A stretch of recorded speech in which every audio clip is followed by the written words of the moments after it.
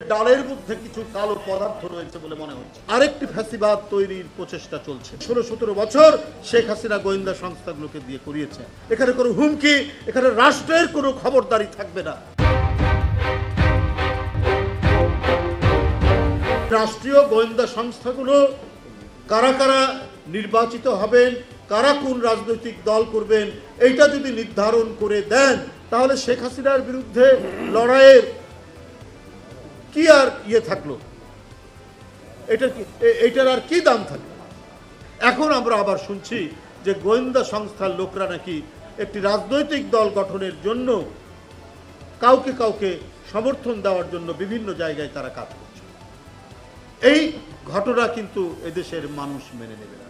অন্তর্বর্তীকালীন সরকার তারা জিনিসটাকে যাচাই বাছাই না করে হয় তারা এটি করেছেন, অথবা তাদের মনে যদি কোনো অসৎ উদ্দেশ্য থাকে যে আমরা আবারও মঈনুদ্দিন ফখরুদ্দিনরা যে প্রচেষ্টা নিয়েছেন যে বিএনপিকে ভাঙার, গণতান্ত্রিক শক্তিকে দুর্বল করার, সেই ধরনেরই আরেকটি ক্ষুদ্র প্রচেষ্টা অত্যন্ত ক্ষীণ আকারে এই সরকারের ভিতরে কাজ করছে কিনা, তাদের অন্তরের মধ্যে ক্রিয়াশীল আছে কিনা, এই নিয়ে জনমনে কিন্তু ব্যাপক সন্দেহ দেখা দিয়েছে।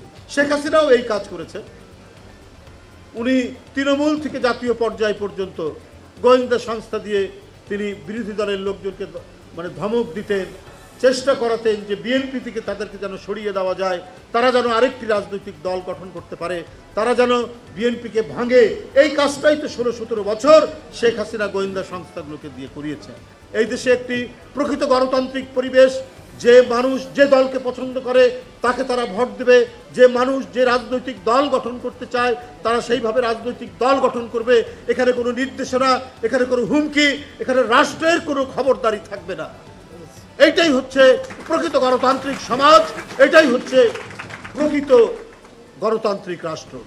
গতকাল মধ্যরাতের যে আগুন, সে আমরা জানি না, আমি কোনো মুখরোচক কথা বলতে চাই না।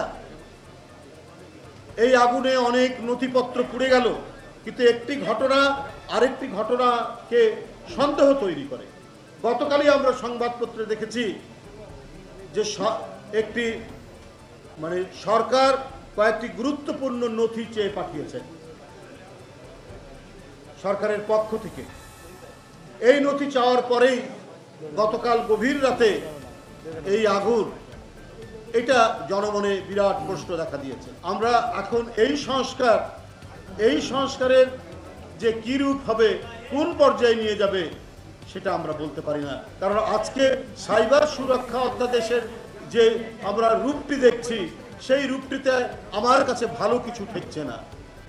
আমার কাছে মনে হচ্ছে ডালের মধ্যে কিছু কালো পদার্থ রয়েছে বলে মনে হচ্ছে।